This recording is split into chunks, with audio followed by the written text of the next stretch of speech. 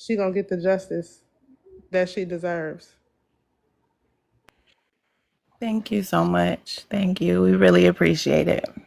Yes, yes. Is there anything that she would want people to know about her? Oh, yes. She was a wonderful mother. That was one of my favorite things about her. I have a few sisters, and the sisters on my father's side, we all have children. So I think that's been one of the more devastating parts of this. She does have young children. They're not yet, fully grown adults, and they're going to have to navigate this world without their mother. The effects that this has had on our family, is gonna affect us for a few generations. Hey everyone, it's your girl Receipts with Rail. Today I have to talk to everyone about a tragic story. Not a story that I want to be reporting on, but this is a story that needs to be reported on. Some of you may have heard about the tragic death of Sonya Massey. She called the authorities because she was suspicious of someone trying to break in. She called the authorities for them to help her, to protect and serve. When Officer Sean Grayson showed up to the scene, you could tell that Sean was irritated. He was irritated that he had to do his job, which is to protect and serve, because nothing about this man says, I want to protect and serve a black woman. He tells her, we checked around the house, we didn't see anything, as he was very agitated. Somehow this conversation moves from her front porch to the inside of her home, right? But not before Sonya tells the officers, thank you for coming out. I love you all. Eventually the conversation moves in the house, right? Because, they got to check our name, make sure we don't have any warrants, even though we're the one who called the police, even though he could easily check her name and see whose house it is on the way to the location. So she's looking through her purse, sitting on her sofa, and you can tell that she's anxious. She's not feeling well.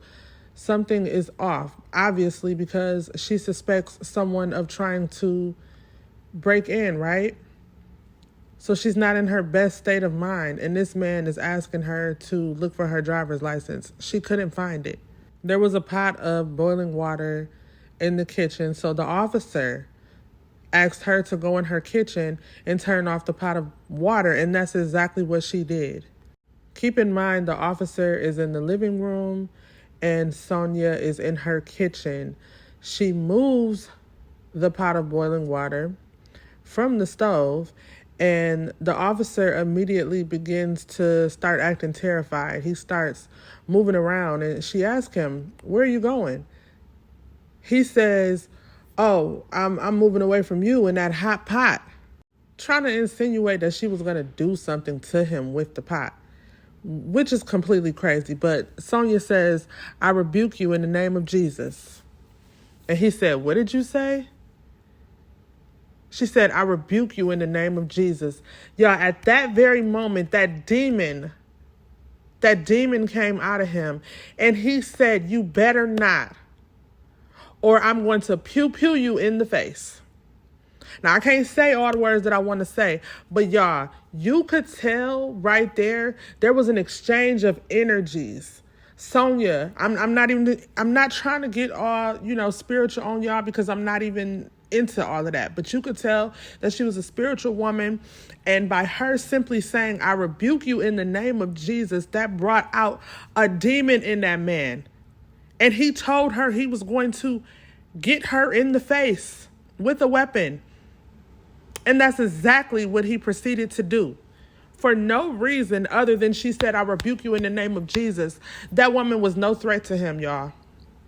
They were in two separate rooms. They were separated there was like an island or whatever you want to call it. He had no reason to be afraid of this woman. And when you look at the footage, this is just so hard to talk about, because even me as the journalist, reporter, whatever you want to call it, I'm still trying to process all of this, y'all. So y'all got to bear with me, because I'm not trying to, push anything on anybody. But when you watch this video, you can see that the kind spirit in her did not align with the demon in him. This was nothing more than a pure act of evilness. That man was nervous around her because of the kind spirit that she possessed and the evilness that he possessed. And she did not do so. Let's stop the narrative. Let's not have any narratives being started. He told her to go in there and turn off that pot of water. That's exactly what she did. And then he proceeded to antagonize her and ended her life for no reason. His partner tried to render aid. His partner said, let me go get the medical kit. And this man didn't even want his partner to render aid to her. Okay? Now, I see a lot of narratives floating around, and I want to talk specifically about whatever narratives that people may have. So if y'all have any thoughts and opinions or questions, comment below, and I will gladly answer them for you to the best of my knowledge. But what I heard her say in the video, he asked her, when he was still outside of her house, he asked her, how is your mental health? And she said, I'm doing great. I took my meds, right? So at that point, if the officer felt like, because I see what a lot of evil people are saying in the comments, so I'm just responding to the comments from the news outlets. But if he felt like there was something wrong with her mental health, then an EMT should have been called. Medical professionals should have been called, because these officers are not equipped to deal with these type of situations. These officers look at people who may or may not have mental health concerns. They look at them as criminals instead of people.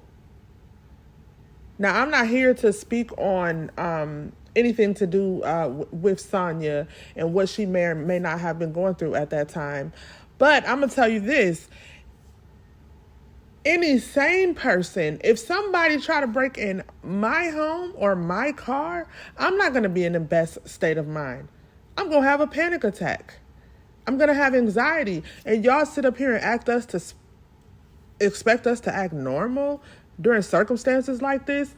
We supposed to act normal as the civilians and the victims, but then the officer gets the right to panic and act nervous and be afraid when you're the one with the weapon. Does that make much sense to y'all? These officers have not gone through enough training. They have not gone through enough mental health evaluations. They are the ones who need the mental health evaluations because they are not equipped to deal with these type of situations. I went to cosmetology school longer than a police officer has to go to an academy, and he has the right to carry a weapon. Does that make much sense to y'all? No, it doesn't. There needs to be a reform in the justice system. Right now, y'all, we got this election going on. I hope to hear from both parties about what they plan on doing to reform this justice system. And I'm not here to tell y'all who to vote or how to vote or anything like that. But what I will say is, if we want change, we have to be the change. Start going out to those local elections, because the local elections in your city and your state are what's most important and what's going to determine what happens in a situation like this, okay? Y'all, I have no further words. Say her name, Sonya Massey. You will get the justice that you deserve. Rest in paradise, sweetheart.